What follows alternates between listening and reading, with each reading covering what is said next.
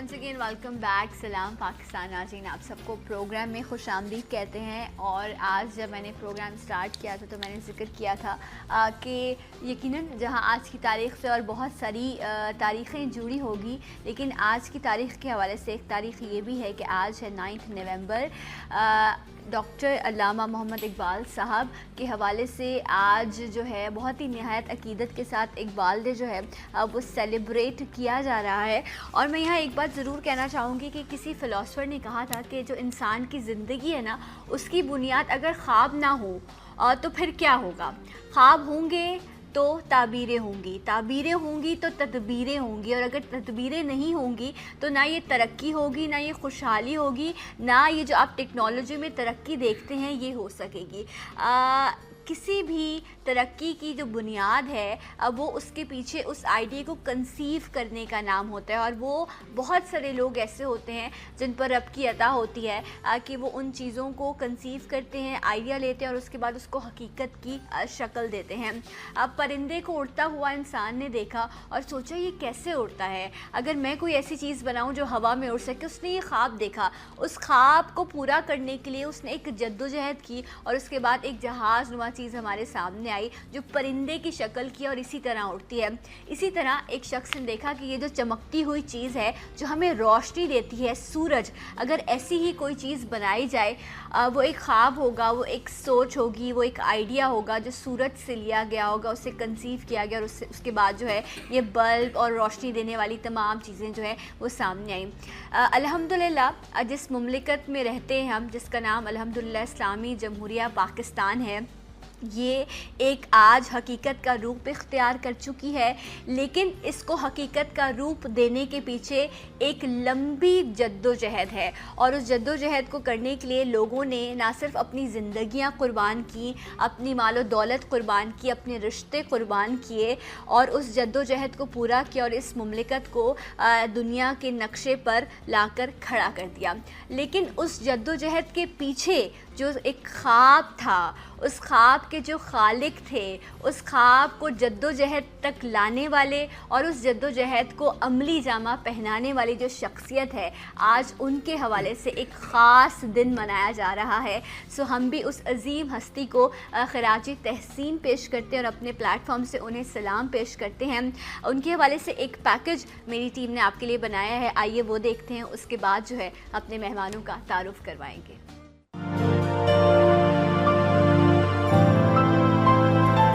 اقبال, ایک محسن, ایک رہنما.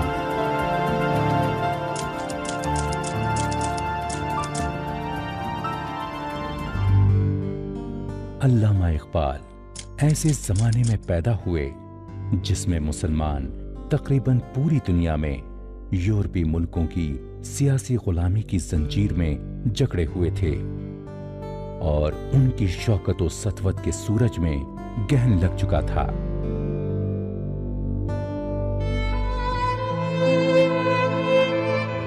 سیاست و حکمرانی میں جو قوم مغلوب و محکوم ہو جاتی ہے, اس کے علوم, نظریات, افکار, تہذیب اور ثقافت پر بھی غلامی کی کیفیت طاری ہو جاتی ہے.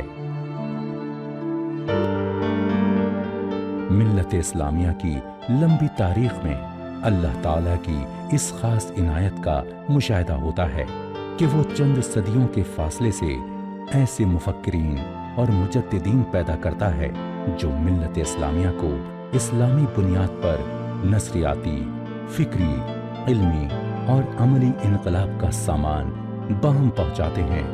علامہ اقبال ایسی ہی شخصیت تھے.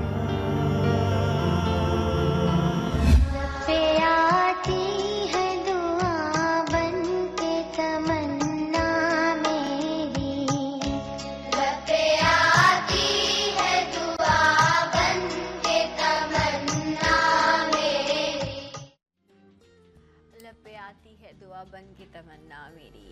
कितना हमने स्कूल में इससे पढ़ा है ना, लेकिन स्कूलों की बात, आज तो स्कूल बंद है, इस पे भी बात होगी ज़रूर आज के प्रोग्राम में। लेकिन आज जिस अजीम हस्ती को हम याद कर रहे हैं, डॉक्टर अल्लामा मोहम्मद इकबाल, शायर मशरिक़, मुफ़क्किर पाकिस्तान, उनकी शख्सियत के पहलू बेशुमार पहलू हैं। मुझे लगता है एक प्रोग्राम नहीं बल्कि बहुत सारी इस तरह की नशस्तें हमें रखनी पड़ेंगी कि हम उस अजीम हस्ती के मुख्तलिफ़ पहलुओं को, चाहे वो दानश्वर के हवाले से हो, चाहे उनकी किताबों के हवाले से हो, चाहे उन्होंने इस्लाम को किस तरह देखा, उसको किस तरह समझा और किस तरह अपनी किताबों के ज़रिए, अपने खिताब के ज़रिए लोगों तक अपनी सोच को लाए। उस अजीम किताब को पढ़कर जो कुछ उन्होंने सीखा वो अपने लोगों तक पहुंचाया।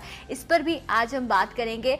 दो बेहतरीन शख्सियात इस वक्त हमारे साथ मौजूद हैं। यकीनन इन्होंने बहुत बेहतर तरीके से उस शख्सियत को जाना है, किताबों के ज़रिए पढ़ा है। आज ये हमें बताएंगे कुछ उन जो अजीम शख्सियत हैं उनके पहलुओं के हवाले से। मेरे साथ मौजूद हैं प्रोफेसर सुमैर अहमद। अस्सलाम वालेकुम। वालेकुम अस्सलाम। कैसे हैं? अल्हम्दुलिल्लाह, खैरियत से हैं? अल्हम्दुलिल्लाह। इसके साथ साथ एक और हमारे मेहमान हैं। हमने एक शायरी पे प्रोग्राम किया था, तो उसमें ये हमारे साथ मौजूद थे। तो आज हमने फिर इनको मदऊ किया, क्योंकि जब हम एक शायर की बात करते हैं तो उसके लिए एक शायर का होना बड़ा इम्पॉर्टेंट है। सो हमारे साथ मौजूद हैं कमर रियाज साहब। अस्सलाम वालेकुम। आपको भी वेलकम करते हैं। बहुत शुक्रिया। पहले तो एक कोई खूबसूरत सा शेर जो है वो इकबाल साहब का मैं चाहूँगी आप स्टार्ट में उसे पे। वैसे मैं पढ़ना चाह रही थी लेकिन मैंने सुना शायर मौजूद है तो बेअदबी होगी, इसलिए मैंने नहीं पढ़ा, वरना मेरे इंट्रो में एक शेर था। तो अब आप इकबाल साहब का एक शेर के मुझे बड़ा पसंद है कि तेरे भी सनम खाकी, मेरे भी तेरे भी सनम खाकी, मेरे भी सनम खाकी। वाह। हाँ क्या मेरे भी इत्तेफाक मैं आपको मेरे पास उसका मुझे बड़ा पसंद है वो शेर। अगर आप इजाजत दें तो कि तेरे भी सनम खाने, मेरे भी सनम मेरे भी खाने, सनम खाने, तेरे भी सनम खाने, मेरे भी सनम खाने, दोनों के सनम खाकी, दोनों के सनम फानी। वाह वाह वाह वाह वाह वाह, क्या वाह, बात है जी, जबरदस्त। अब आप अपना भी एक हिस्सा इसमें ऐड कर दीजिए, आप भी एक शेर सुनाना चाह रहे हैं अपनी पब्लिक की मोटिवेशन को बढ़ाने के लिए, क्योंकि प्रोग्राम की इब्तिदा है। वैसे तो ख्याल इस फ़कीर का यही था कि इकबाल के हवाले से जब गुफ्तगू स्टार्ट हो तो फिर हम इकबाल की एक अज़ीमुश्शान नज़म, जिसको एक हमदिया कलाम भी तसव्वुर किया जाता है, उससे हो, ताकि कुछ बरकतें भी हमें इकबाल डे के हवाले से नसीब हो सकें। कि जिस तरह भी आपने इंट्रो में कहा कि हज़रत डॉक्टर अल्लामा मोहम्मद इकबाल ने जिस तरह मुमलिकत खुदादाद पाकिस्तान के हवाले से एक ख्वाब का तसव्वुर उन्होंने पेश किया, और फिर किस तरह उनकी जिद्दोजहद और फिर दीगर जो हमारे नेशनल हीरोज़ हैं उनकी जिद्दोजहद के बाद एक मुल्क पाकिस्तान को ताबीर मिली। तो इसी पैराए में जिस तरह आपने पाकिस्तान के लिए एक पहले ख्वाब का एक ट्रेंड सेट किया कि ख्वाब देखोगे तभी उसकी हकीकत या उसकी ताबीर की तरफ जाओगे। जो लोग अपना विजन नहीं बनाते उनको कभी अपनी डेस्टिनेशन नहीं मिलती। तो इट इज़ वेरी इंपॉर्टेंट कि अगर आप अपनी डेस्टिनेशन हासिल करना चाहते हैं तो आपका विजन होना बहुत ज़रूरी है। तो इस विजन के मैं समझता हूँ पायनियर और बानी और खालिक जो है वो डॉक्टर अल्लामा मोहम्मद इकबाल हैं। बिल्कुल इसी तरह जिस तरह पाकिस्तान के हवाले से हम बात करते हैं, वैसे ही जो इंसान की ज़िंदगी है, बल्कि हकीकत ज़िंदगी है, उसको भी इकबाल ने एक बहुत खूबसूरत अंदाज में अपने एक कलाम के अंदर बयान किया। और मैं समझता हूँ कि ये इकबाल डे के हवाले से एक अच्छा आगाज़ होना चाहिए, क्योंकि एक लाजवाल, बेमिसाल और अज़ीमुश्शान कलाम डॉक्टर अल्लामा मोहम्मद इकबाल लिखते हैं कि खुदी का सिर्र नेहा ला इलाहा इल्लल्लाह, खुदी है तेग़ फ़िसां ला इलाहा इल्लल्लाह, ये दौर अपने बराहीम की तलाश में है, सनम कदा है जहाँ ला इलाहा इल्लल्लाह, और किया है तूने मताए गुरूर का सौदा, फरेब सूदोजियाँ ला इलाहा इल्लल्लाह, ये मालो दौलत दुनिया, ये रिश्ता ओ पेवंग, बुतान वहम गुमा ला इलाहा इल्लल्लाह। और बहुत खूबसूरत बात कि बल्कि इकबाल के ही शेर से मैं थोड़ा सा बीच में यहाँ पर लिंक कर दूँ इस बात को कि काफिर की ये पहचान के आफाक में गुम है। आप देखें साइंसी टेक्नोलॉजीज पे बात हो रही है। काफिर की ये पहचान के आफाक में गुम है, मोमिन की ये पहचान के गुम उसमें है आफाक। तो इसी को इस शेर में पिरोते हैं कि खिरत में गुम है ज़मानो मकां की जन्नारी, खिरत में गुम है ज़मानो मकां की जन्नारी, न है ज़माना मकां ला इलाहा इल्लल्लाह, और ये नगमा फसले गुलो लाला का नहीं पाबंद, बहार हो के खिज़ां ला इलाहा इल्लल्लाह। और आखिरी शेर کہ اگرچہ بت ہیں جماعت کی آستینوں میں، اگرچہ بت ہیں جماعت کی آستینوں میں، مجھے ہے حکم ازاں لا الہ الا اللہ. تو یہ خوبصورت کلام اقبال نے لکھا ہے. آپ ابھی بات کہہ رہے تھے نا کہ قدرت کے ان کرشموں کو دیکھا، ان سے انسپریشن لی، لیکن وہیں اس بات کو بھی اپنے بہت سارے اشعار میں انہوں نے ظاہر کیا کہ جو انسانی طاقت ہے نا وہ بہت ایک اٹ سیلف بڑی اسٹرانگ چیز ہے. آپ کو کسی چیز میں گم نہیں ہونا، کسی چیز کو اپنے اوپر حاوی نہیں کرنا، بلکہ آپ دوسروں پر حکمرانی کر سکتے ہیں. حکمرانی بھی وہ ڈنڈے والی نہیں، یہ چاہے قدرت کے حوالے سے. ایک شعر میرے پاس اس طرح کا بڑا خوبصورت ہے، سمجھ، مہر و ماہ و انجم کا محاسب ہے قلندر، مہر و ماہ و انجم کا محاسب ہے قلندر، ایام کا مرکب نہیں راقب ہے قلندر. سو یہ ایک بڑی ڈیپ سوچ یا تھاٹ ہے، اور مجھے لگتا ہے کہ اسی پہ اقبال کہتے ہیں نا کہ اپنے من میں ڈوب کر پا جا سراغ زندگی. تو اپنے من میں ڈوب کر پا جا سراغ زندگی، تو اگر میرا نہیں بنتا نہ بن، اپنا تو بن. واہ واہ واہ، یہ خودی جو ہے خودی کا جو فلسفہ ہے علامہ اقبال کا، میں سمجھتا ہوں سب سے بڑا بنیے نو انسان کا شاعر اگر علامہ اقبال کو کہا جائے تو بیجا نہیں ہے. کہ جو یہ خودی کا فلسفہ ہے یہ علامہ اقبال، اور اس نے انسان کا مقدمہ پیش کیا. انسان کی جو خوبیاں ہیں، انسان کے اندر کے جو چھپی ہوئی صلاحیتیں ہیں، جو خواب ہیں، جو قدرت کی طرف سے عطا کردہ پوشیدہ جو راز ہیں، اس پہ اقبال نے بات کی ہے. رائٹ. اور آپ اس شعر میں بھی دیکھیں نا، وہ جب قلندر کا ذکر کریں تو وہ کہتے ہیں کہ وہ کائنات کو اپنے اوپر حاوی نہیں ہوتا، بلکہ اپنے عمل سے اور اپنے کردار سے خود چیزوں پر حاوی ہو جاتا ہے. لیکن جب ہم خودی کی بات کرتے ہیں نا تو شاید میرے جیسے بہت سارے لوگ ہوں گے جو چیزوں کو شاید ویسے اتنے بڑے کینوس پر نہیں دیکھ سکتے جس طرح بڑے لوگ دیکھتے ہیں. تو ہم خودی کو ہمیں لگتا ہے کہ شاید یہ تھوڑا پراؤڈ کی بات آتی ہے، یا آپ اپنی میں کی بات کرتے ہیں. تو اس لیے اس خودی کو سمجھنا بڑا ضروری ہے، جس میں ایک سیلف کانفیڈنس ہے، لیکن ایک باریک لائن بھی ہے جو انسان اگر ہلکا سا بھی کراس کر جائے تو وہ پھر جو ہے وہ انا پرستی بن جاتی ہے. تو میں چاہوں گی اس خودی پر تھوڑا سا اگر آپ تبصرہ کریں، اس پر بات کریں.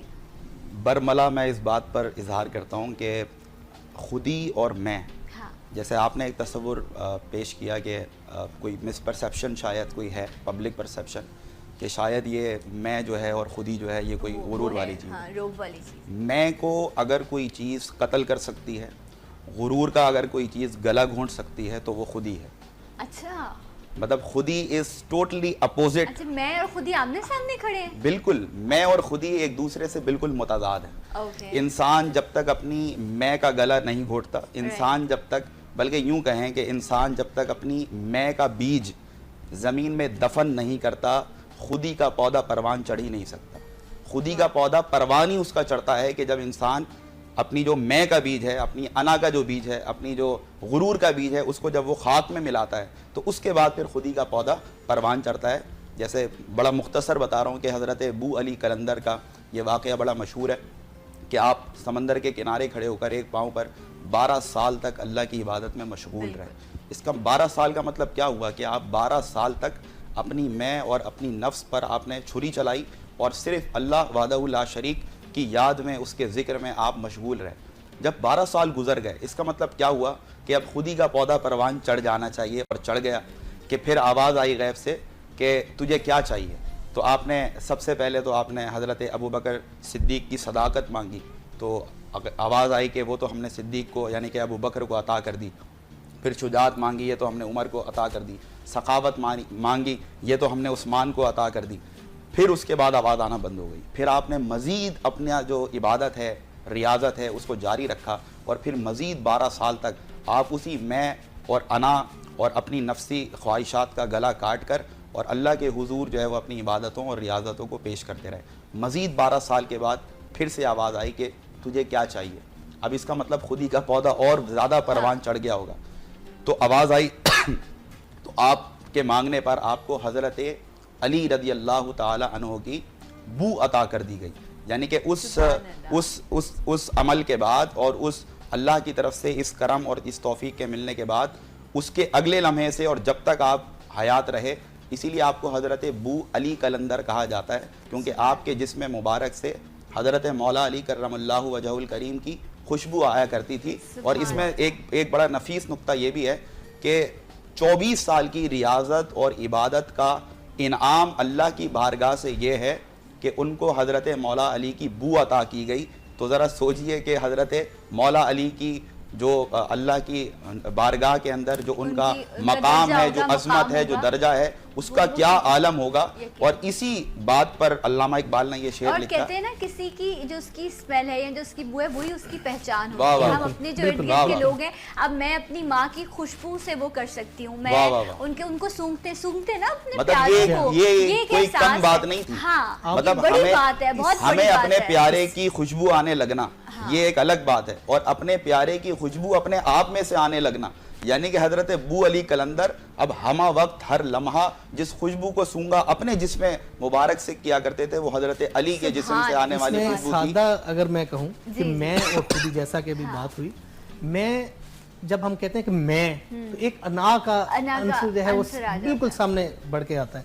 اگر ہم کہیں خودی سے مطلب میں جو سمجھتا ہوں اقبال کے حوالے سے کہ خود کو پہچاننا, انسان کی اندر جو چھپا ہوا ہے اس کو سمجھنا, اپنی اس طاقت کو دریافت کرنا, اور پھر اس پہ اپنی زندگی اور اپنے ارد گرد کا جو معاشرہ ہے اس میں آگے لے کے چلنا اور بسر کرنا اپنی زندگی کو, وہ اس خودی کی بات ہے. کہ اللہ نے ہمیں گریٹ کریشن بنایا ہے, اشرف المخلوقات بنایا ہے, اس دنیا میں بھیجا ہے, تو صرف اس لیے نہیں بھیجا کہ آپ عبادت کرتے رہیں, وہ زندگی کا ایک حصہ ہے, ہم اس کے بھی جواب دیں, لیکن اس دنیا کو کیسے برتتے ہیں آپ, اپنے آپ کو کیسے پہچانتے ہیں, اپنے عمل سے اور قول سے آپ اس دنیا کو کیسے منواتے ہیں, اس کا میرے خیال سے جو میں سمجھتی ہوں اپنی کم عقلی میں سے جو ہے خودی کا ذکر. لیکن ان کی شاعری اور ان کی شخصیت کے بارے میں اور بہت مزید ساری چیزیں ہیں جو ہم یہاں ڈسکس کریں گے, بٹ آفٹر دس بریک میرے ساتھ رہیے سلام پاکستان میں.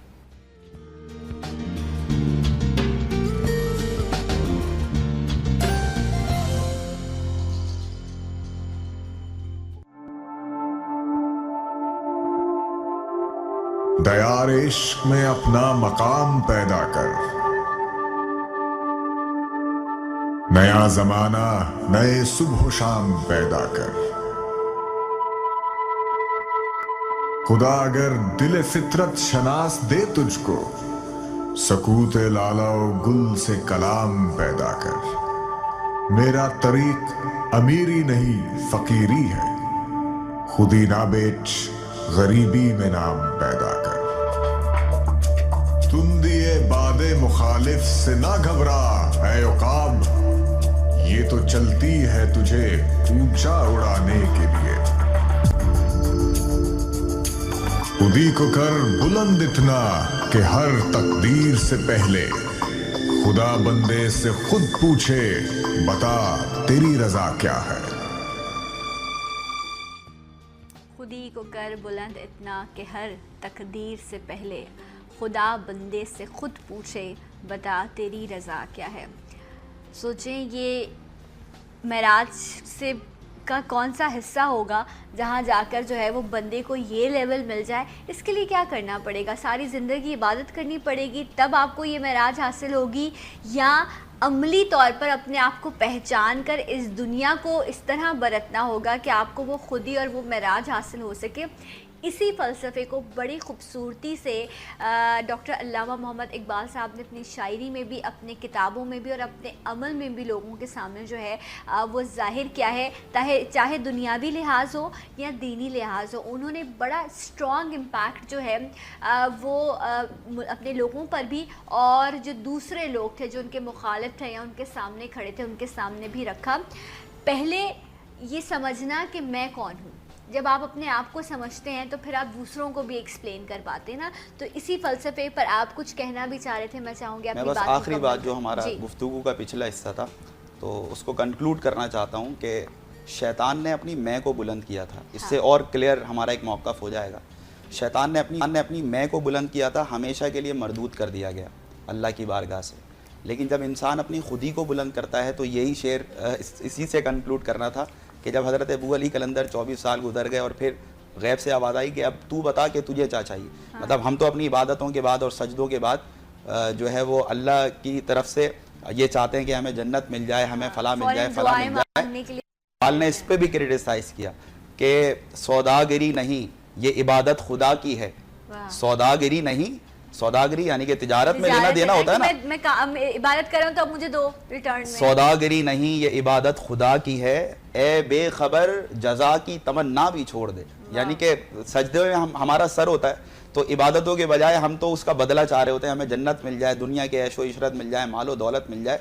तो इसको कैसा समअप किया। लेकिन जब खुदी पर इंसान काम कर कर अपनी खुदी को बुलंद करता है तो फिर आप अल्लाह से कुछ मांगना नहीं पड़ता आपको, बल्कि अल्लाह की तरफ से आती है आवाज़ कि खुदी को कर बुलंद इतना कि हर तकदीर से पहले तुझे ना मांगना पड़े, खुदा बंदे से खुद पूछे कि बता तेरी रजा क्या है। लेकिन इसमें एक चीज मैं जोड़ूंगा कि अमल से जिंदगी बनती है, जन्नत भी जाना। बेशक बेशक बेशक इसमें सारा सिलसिला रहे, लेकिन जो आपने वही बात कही, ये अमल इसके अपनी साथ फितरत में ना नूरी है ना नूरी है ना। अच्छा, ये हम बात करें ना उनकी शख्सियत के मुख्तलिफ पहलुओं पर, अगर मैं आपसे पूछूं, क्योंकि उनकी मुख्तलिफ उन्होंने अपनी ज़िंदगी में बहुत सारी जो है बेमिसाल चीज़ें की और बड़ी खूबसूरत की, जो चीज़ की वो अपने आप में एक हैसियत और एक पहचान रखती है। इसी तरह जो उनका लिखने का या उनका शायरी का अंदाज़ था, वो दुनिया ने उसे पढ़ा, जाना, समझा, और आज भी ऐसा लगता है कि आज के ज़माने को देखकर किसी ने ये चीज़ कही और आने वाले वक्तों तक जो है ये बहुत अहम बात है। मैं आपको इस हवाले से कहना चाहूँगा, ये तो बड़े, आप ये देखें, जैसे मैंने शुरू में कहा कि बनिए नो इंसान का शायर इकबाल को कहना बजा तौर पर कहा जा सकता है। बिल्कुल। अब उसके बाद आप आ जाएं यहाँ, पाकिस्तान का सबसे बड़ा शायर, कौमी शायर अल्लामा इकबाल, ईरान की फ़ारसी, ईरान की शायरी का इनकलाब जो आया, ईरानी इनकलाब, वो अल्लामा इकबाल की शायरी। उज़्बेकिस्तान में इकबाल को बहुत माना जाता है, तुर्की में इकबाल का नाम, पूरी दुनिया में, ये तो हमारे सारे जहां से अच्छा हिंदुस्तान हमारा, हिंदुस्तान, अफगानिस्तान को, ये पूरा सब कॉन्टिनेंटल में सबसे बड़ा शायर इकबाल। इसके बाद आप चले जाएं यूरोप, जर्मनी, कहीं पे भी आप बड़ी बड़ी यूनिवर्सिटीज में इकबाल चेयर है वहां पे, और बाकायदा इकबाल पे काम हुआ है। और दुनिया में जो शायर, जो बड़े शायरों के बाद जाना जाता है, वो अल्लामा इकबाल है।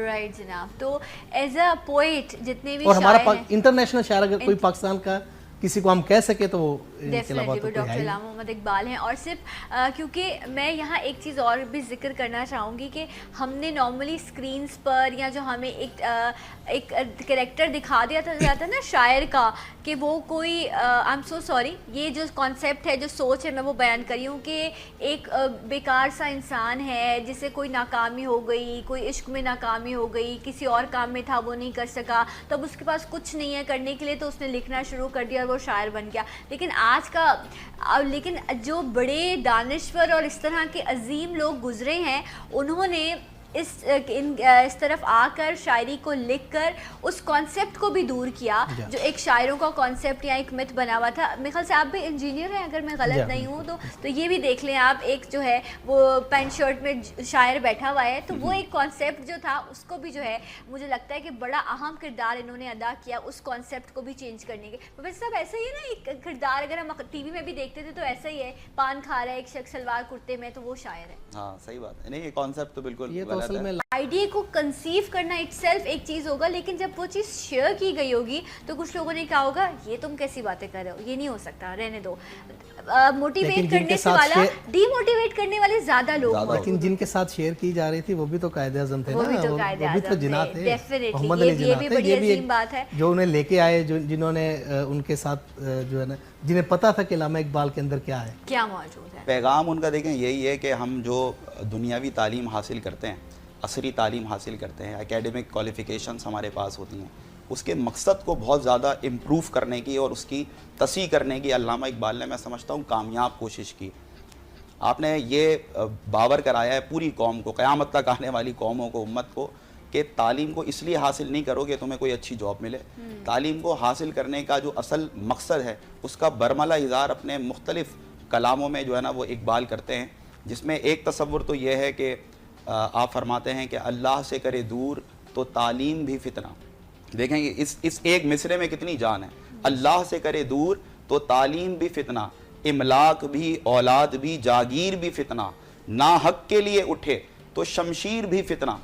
आपको मैदान करबला भी नज़र आ रहा था और आने वाले आपको ऐसी यजीदी कुव्वतें भी नज़र आ रही थी जो शमशीर तो उठाएंगी लेकिन वो हक के लिए नहीं उठेगी। तो जैसे आपने कहा था कि ایسے شائن ہیں کہ جب بیٹھ کر ان کے کلام پڑھو لگتا ہے کہ ابھی دور حاضر کے لیے لکھیں. تو املاک بھی اولاد بھی جاگیر بھی فتنہ ناحق کے لیے اٹھے تو شمشیر بھی فتنہ اور شمشیر ہی کیا نعرہ تکبیر بھی فتنہ. یہ بہت بڑا پیغام. پھر جس طرح ہم نے بات کری کہ زبان جی بالکل یہ کلام پڑھ لیں آپ کو کیا لگے گا کہ اسی کے اوپر بیٹھ کر لکھا ہے. جب انہوں نے لکھا ہوگا تو ایسی کوئی سوچ ہوگی کہ ایسا بھی وقت آئے گا, ایسا بھی دور ہوگا, تو یہ کتنے خاص لوگ تصویر کھینچتی بیٹھ کر کہا جاتا ہے کہ یہ جو دہشت گردی ہے, یہ جو جہاد کا تصور ہے, یہ جو اقبال کی شاعری میں یہ بڑا, لیکن اقبال کی شاعری میں یہ بڑا موجود ہے, لیکن وہ یہ بھی تو کہتا ہے کہ مومن ہے تو بے تیغ بھی لڑتا ہے سپاہی. ہاں کہ مطلب بے تیغ کا مطلب کیا یہاں پہ؟ کافر ہے کہ شمشیر پہ کرتا ہے بھروسہ, مومن ہے کہ بے تیغ بھی لڑتا ہے سپاہی. کہ مطلب وہ یہ نہیں کہتا کہ آپ شمشیر اٹھا کے لڑیں, وہ یہ نہیں کہتا کہ جہاد اس کا نام ہے کہ آپ معصوم لوگوں کی جانیں لیں, معصوم لوگوں کے خون کی ہولی کھیلیں. یہ اقبال نہیں کہتا. اقبال کہتا ہے کہ بے تیغ بھی لڑتا ہے سپاہی سے مراد یہ ہے کہ اپنے علم سے جہاد کرتا ہے, اپنی جو اندر کی قوتیں ہیں, شعور کے اندر جو شعور اور لاشعور میں جو کسی اور کی اقدار اس پر حاوی ہو جائیں گی. تو ان سیاسی لوگ تھے اور جو آج کے لوگ ہیں, یہ جو آج کی ہماری قوم ہے, جنریشن ہے, کیوں یہ اتنا بڑا فرق آ گیا؟ اصل میں لفظ ڈپلومیسی جو ہے نا اس کو شاید کوئی نیگیٹو ایک ٹرمینالوجی تصور کر لیا گیا, ایسا نہیں ہے. نبی کریم علیہ الصلوۃ والسلام ہمارے لیے کائنات میں سب سے عظیم اور سب سے بڑھ کر جو ہے نا رول ماڈل ہیں. آپ نے بھی کئی مواقع ایسے آئے جس پر صحابہ اکرام کو ریزرویشنز رہی کہ آقا حضور علیہ الصلوۃ والسلام یہ تو ہمارے مطلب فائدے میں چیز نظر نہیں آتی, تو we should not make any sort of compromise. لیکن ہم نے گاہے بگاہے دیکھا کئی مواقعوں پر اس ڈپلومیسی کی وجہ سے, اس پولیٹیکل آپ سمجھ لیں کہ جو صلاحیت کی ہوتی ہے تو اس کو اپناتے ہوئے کئی جگہ کمپرومائز بھی کیا گیا. تو اس کا ہرگز یہ مطلب نہیں ہے. لیکن ایک چیز جس پر کمپرومائز نہیں کیا گیا اور وہ کیا ہے کہ آپ اپنے کلچر پر کوئی کمپرومائز نہیں کرتے, آپ اپنے دین اسلام پر کوئی کمپرومائز نہیں کرتے, اپنے تمدن پر کوئی کمپرومائز نہیں کرتے. جو چیز آپ کا اثاثہ ہے, جو چیز آپ سے جڑی ہیں, جو چیز آپ کی پہچان ہے, یعنی کہ ایسا کمپرومائز جو آپ کی قوم کو ہی جو ہے وہ ڈبا دے, تو مطلب یہ تو کمپرومائز چاہے ہماری گردن کو ہی کاٹ دے, ہمیں نہیں کرنا چاہیے. تو کوئی بھی باطل قوت سر اٹھائے تو اس کے لیے پھر ہمیں دین اسلام کمپرومائز کا درس نہیں دیتا, بلکہ وہ کہتا ہے چاہے تمہاری گردن بھی کٹ جائے, جیسے حضرت امام حسین نے کیا کہ کمپرومائز تو ہو سکتا تھا, بڑا کھلا ویلکم تھا کہ آئیے کمپرومائز کر لیں, مطلب ہم آپ کو یہ دے دیں گے, آئیے یہ دے دیں گے, آپ بیعت کر لیں, بس اس پہ کمپرومائز بھی ہو سکتا تھا. یہ راہ رخصت ہوتی ہے. لیکن دین اسلام راہ رخصت کا بھی حکم دیتا ہے اور ہمیں اس کے ساتھ ساتھ راہ عظیمت بھی بتاتا ہے. تو ایسی چیزیں جو بظاہر شاید وقتی طور پر آپ کی میں اس میں آ رہی ہو نہ آ رہی ہو, آپ اس کا خیال نہ کریں. اگر کوئی کمپرومائز وقتی ہے جس پر آپ کا کم اور سامنے والے کا زیادہ فائدہ ہے, لیکن تھوڑا سا اسپیس دیں چیزوں کو, تھوڑا سا ان کو کریں. اور ایک اور چیز جو بڑی ضروری ہے وہ بھی اقبال کی شاعری میں ہمیں پیغام کی صورت میں ملتی ہے. دیکھیں, جب آپ ایکول بیٹھ کر ایکول بیسس پر اور ایک ٹیبل ٹاک کرتے ہیں, کسی بھی چاہے اپنے دشمن سے کریں, اپنے ناقد سے کریں, اپنے دشمن سے, اپنے مقابلے کے لیے جو آپ کے سامنے کھڑا ہوا ہے اس سے آپ کریں, تو آپ کمپرومائز والی سچویشن میں تو ہوں یا نہ ہوں, لیکن ایک چیز بڑی ضروری ہے کہ آپ کمپرومائز جب کرتے ہیں تو یہ میوچول انڈرسٹینڈنگ کا نام ہے, یعنی کہ سامنے والا بھی تو آپ سے متفق کرے گا. تو سامنے والا آپ کی بات کو کم مانے گا کہ جب آپ بحیثیت قوم ان کو ایک نظر آئیں گے, لیکن جب آپ کی صفوں میں انتشار ہوگا, جب آپ خود الگ الگ ہوں گے, ہاں, تو پھر اقبال سولوشن آج کی بھی اس قوم کو دے رہے ہیں, جو کہ کہنے دیجئے کہ انتشار کا شکار ہے, کہ منفعت ایک ہے اس قوم کی, نقصان بھی ایک ہی سب کا نبی, دین بھی ایمان بھی ایک, حرم پاک بھی اللہ بھی قرآن بھی ایک, کچھ بڑی بات تھی ہوتے جو مسلمان بھی ایک, فرقہ بندی ہے کہیں اور کہیں ذاتے ہیں, کیا زمانے میں پنپنے کی یہی. اور آخری حل اس کا اس شعر میں ہے جو جواب شکوہ میں اقبال نے لکھا کہ قوت عشق سے ہر پست کو بالا کر دے. دیکھیں, رہتی دنیا تک, یہ اس شعر پر بہت کم لوگ غور کر پاتے ہیں کہ قوت عشق سے ہر پست کو بالا کر دے.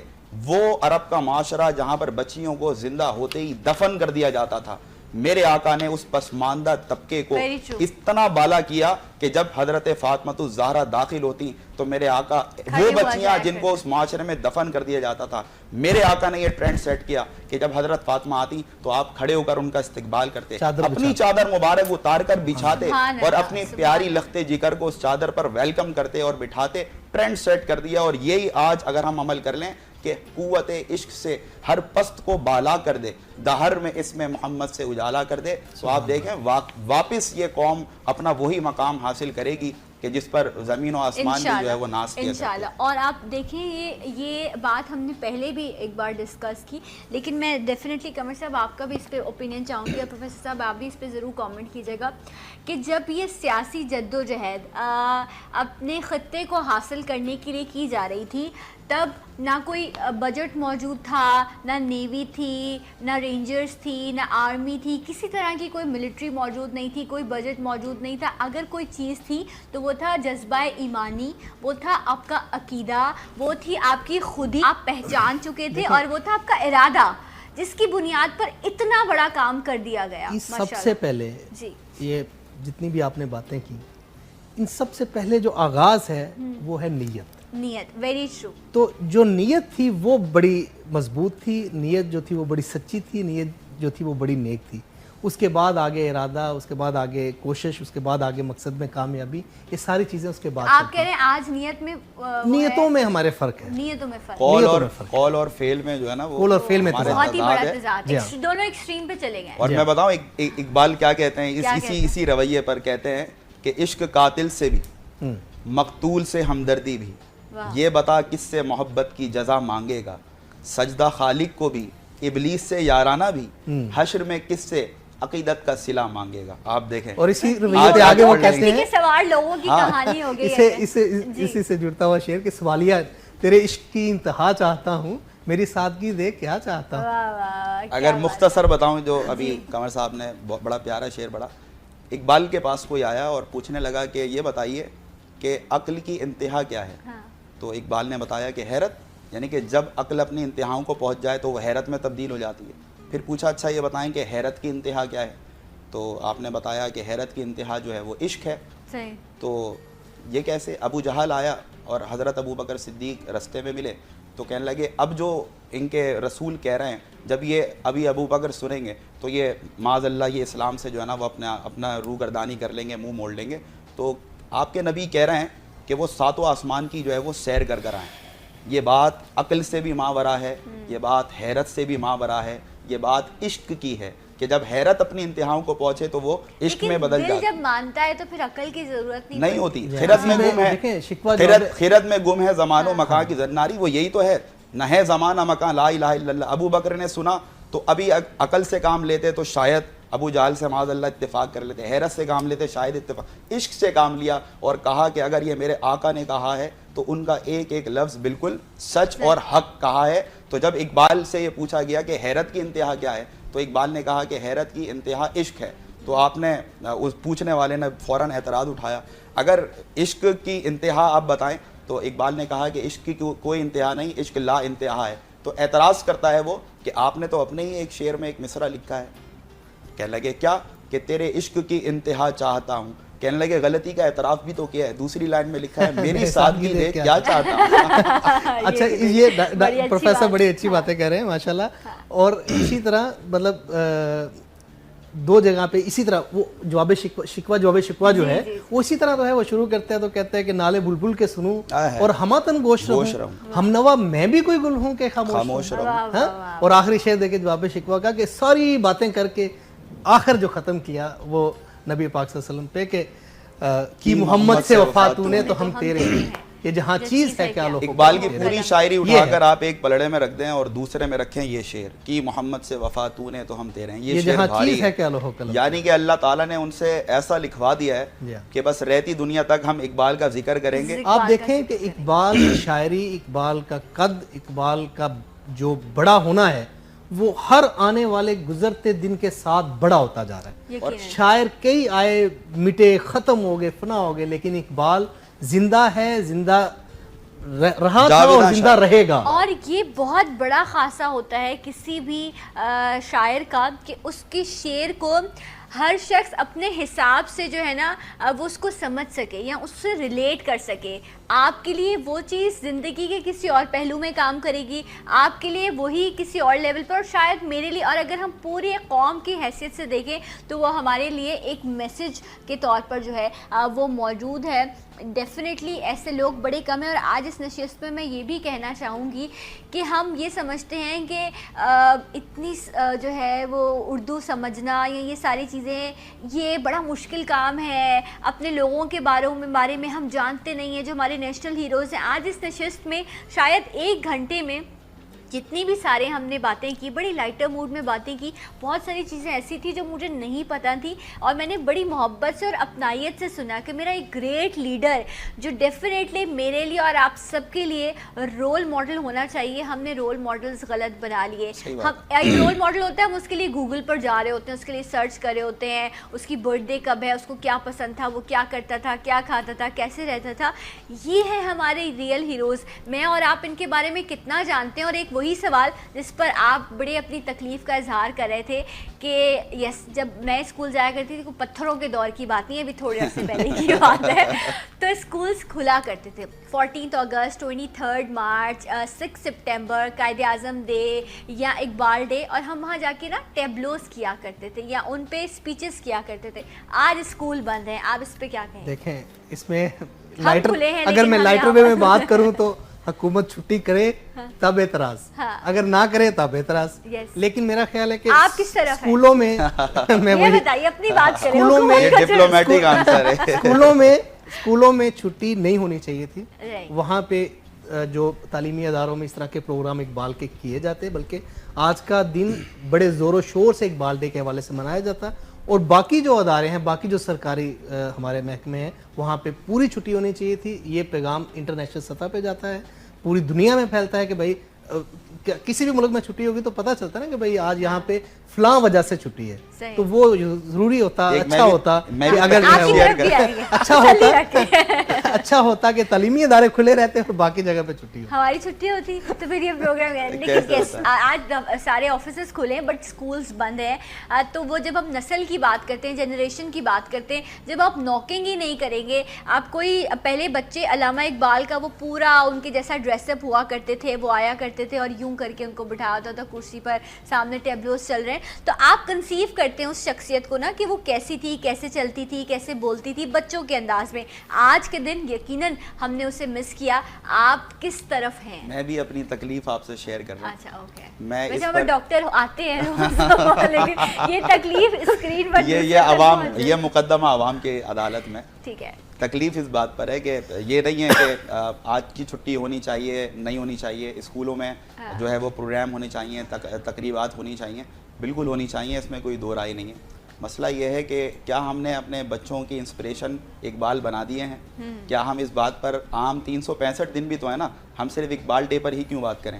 365 دنوں میں ہم کتنے دن کام کرتے ہیں اس بات پر کہ جس طرح ہم مختلف لوگوں کو, جو آپ نے کہا کہ ہم نے تو اپنے ہیروز ہی الگ بنا لیے, تو ہم اس پر کتنا کام اپنے تعلیمی اداروں پہ کرتے ہیں کہ کسی بچے کو کھڑا کریں, اگر کوئی بولے میں انجینئر بننا چاہتا ہوں, ویل ڈن. کوئی ڈاکٹر بننا چاہتا ہے, ویل ڈن. کوئی کھڑا ہو کر یہ بھی تو بولے میں اقبال جیسا فلسفہ نگار بننا چاہتا ہوں, میں بڑا ہو کر اقبال جیسا شاعر, انقلابی شاعر بننا چاہتا ہوں. تو جب آپ ٹرینڈی سیٹ نہیں کریں گے تو وہ موٹیویشن بچوں میں ہوگی نہیں. آپ نے چھٹی کر لی, آج آپ اقبال ڈے منا رہے ہیں اور آپ نے بچوں کو بلایا, آدھے سے زیادہ بچے ہی نہیں ہوں گے, کیونکہ اقبال کو ایک مشکل ترین شخصیت بنا کر آپ نے پیش کر دیا.